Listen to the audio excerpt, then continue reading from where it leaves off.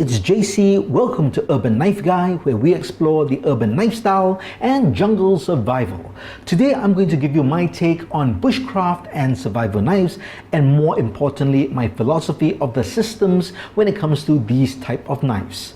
First, if you watch this channel regularly but have not subscribed, please do so to help the channel out. And if you'd like to support the channel even more, do check out my shop links in the pinned comment or description below. You can even join as a channel member. Thanks a lot. So first up, what is bushcraft and survival? Many people seem to have a problem with the term bushcraft. They think it's some kind of modern hipster term that applies to what they have done in the past, whether it's camping, hiking, or just having fun in the woods.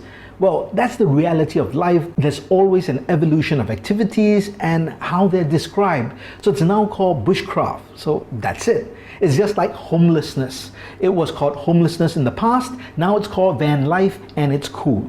But it's all semantics, and I don't want to get bogged down in that debate. Rather, I will give you my broad definitions of bushcraft and survival, and we can use that as a baseline for this discussion, and at least we have some common ground.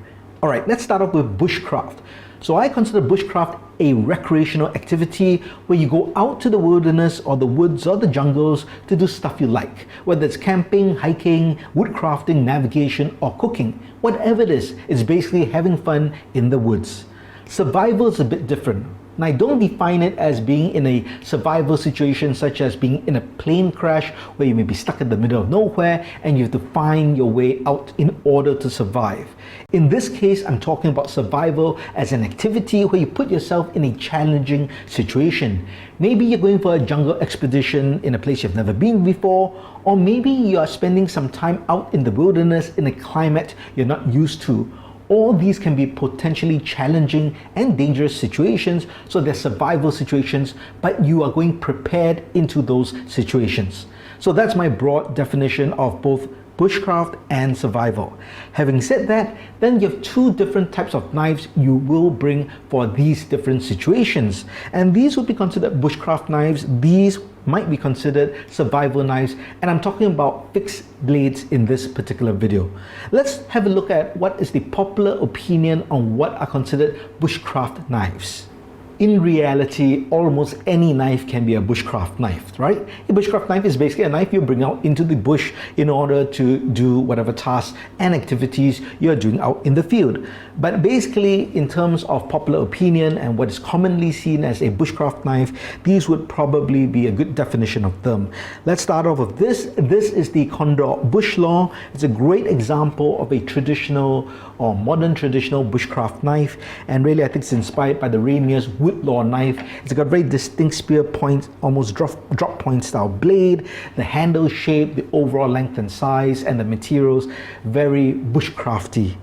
This is a Finnish puku, and this is a very traditional wood knife or bush knife or outdoor knife, and this would also be considered a bushcraft knife in today's terms.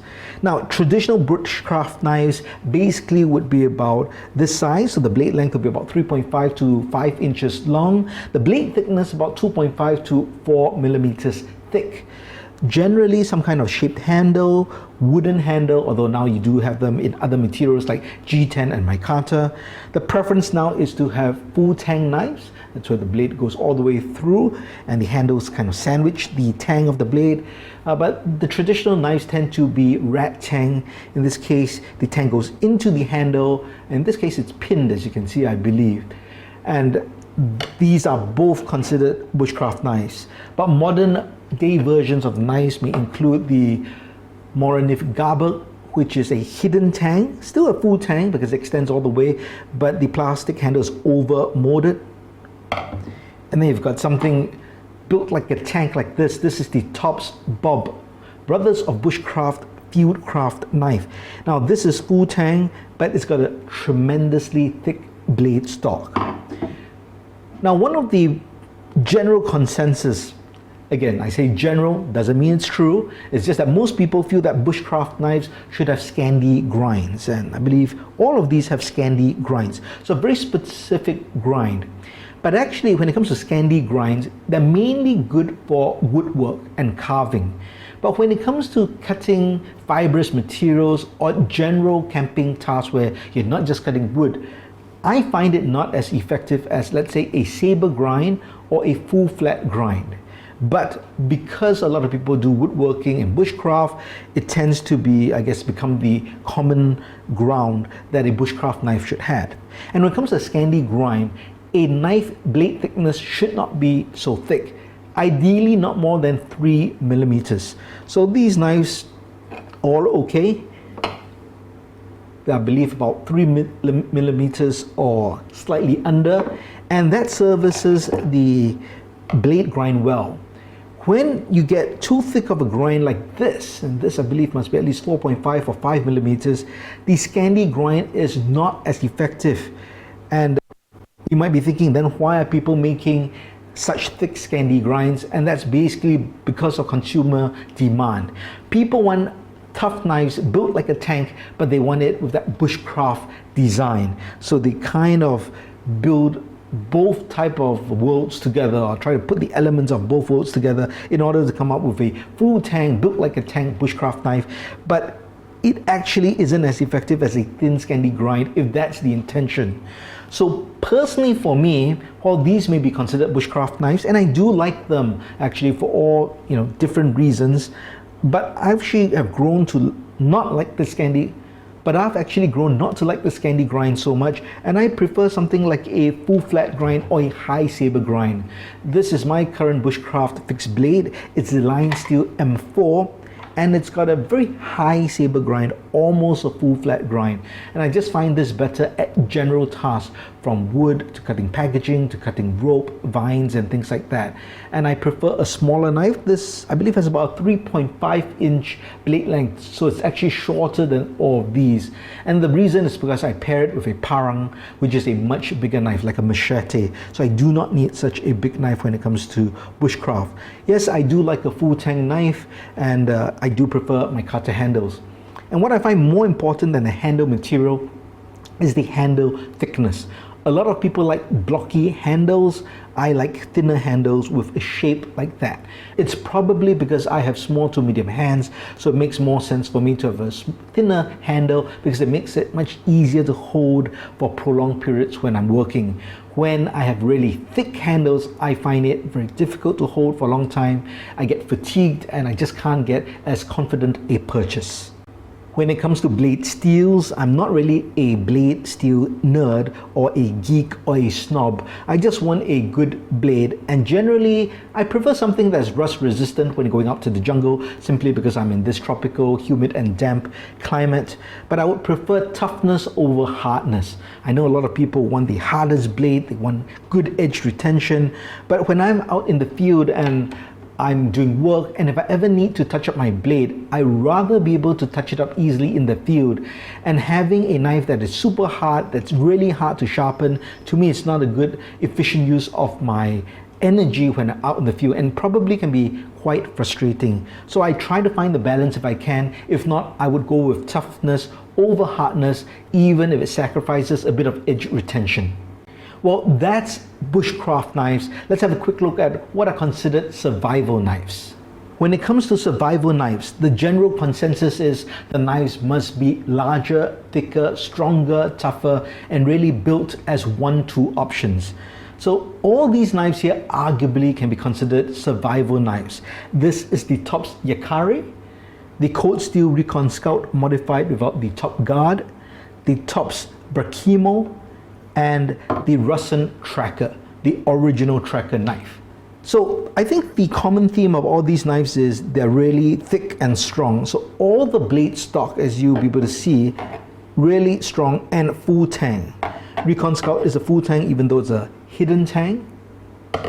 And this is really a machete. It's a 10-inch machete, but I'll still put it in as a survival knife because it can be one.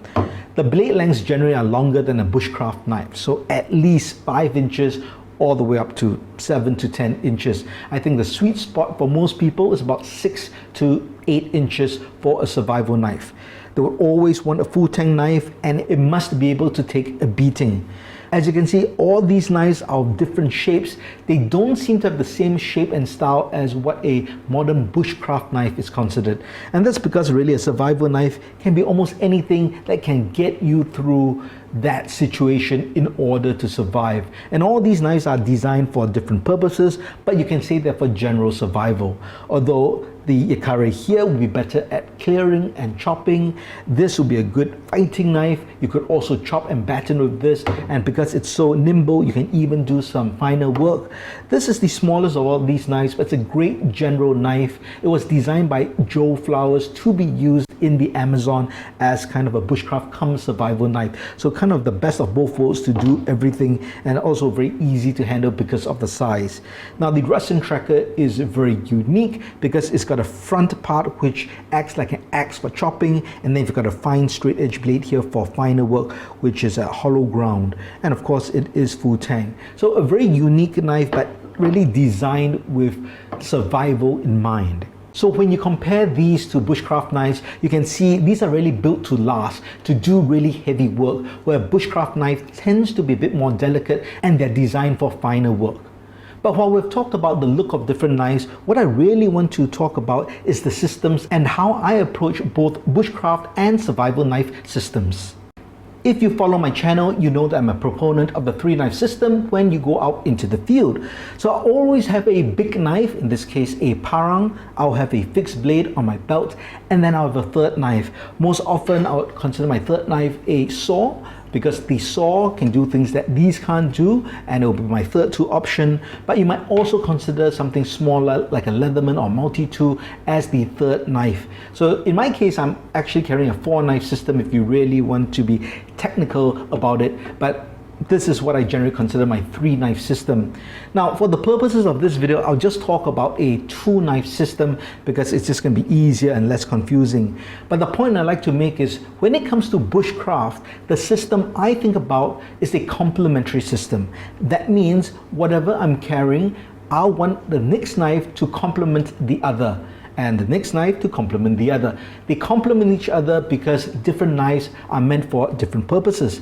And when I'm going out to bushcraft for fun, I will want different tools to do different things. In this case, I have my village Kandong parang from my parang, and that is used for clearing, for chopping, for battening, and just general work. I probably reach for this more than I reach for my fixed blade.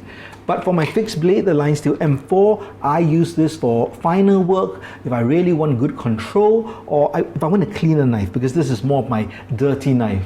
And if we go back to the 3-knife system, then the saw is something that the parang could technically chop, but definitely not as fast and not as efficient. So that's why I call a bushcraft knife system a complementary system.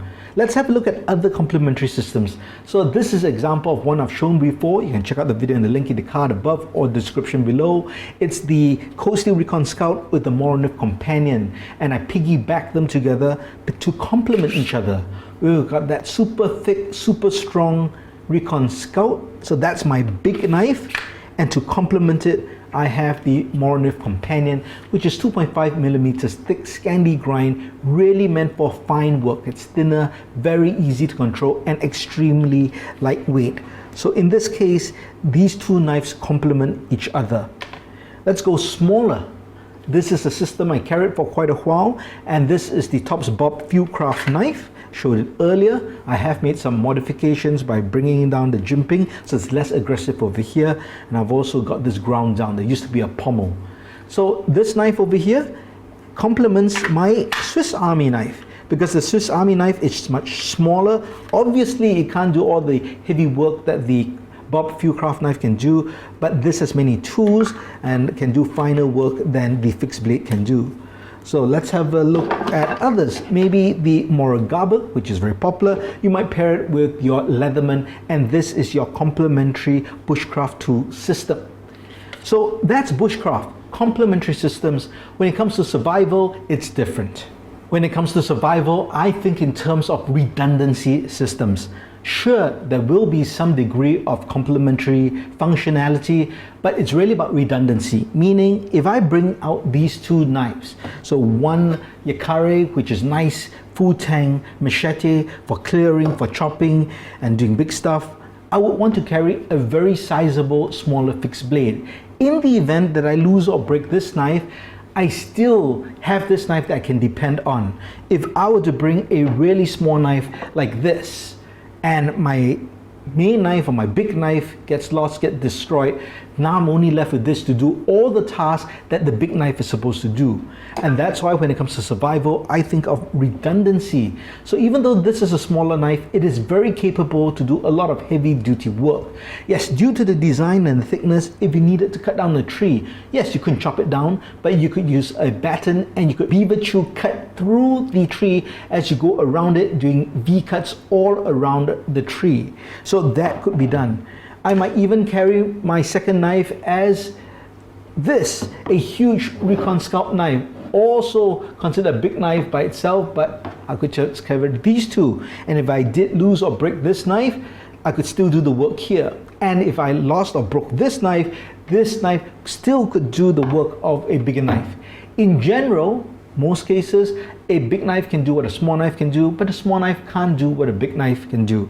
So I'm not saying to bring out two identical knives, in this case, two identical parangs or machetes, but when it comes to a survival knife system, I do propose to think in terms of a redundancy system where one knife can cover the work of another. So those are my thoughts when it comes to bushcraft and survival knives, and most importantly, the philosophy of the different systems when it comes to both types of knives. So what do you think? Do you agree or disagree with this philosophy and your thoughts on bushcraft and survival knives in general? I'd love to hear your thoughts in the comments below. If you liked the video, please give it a thumbs up, and if you like the content in general, please subscribe to the channel and hit that notification bell. Thanks for watching. Talk to you soon.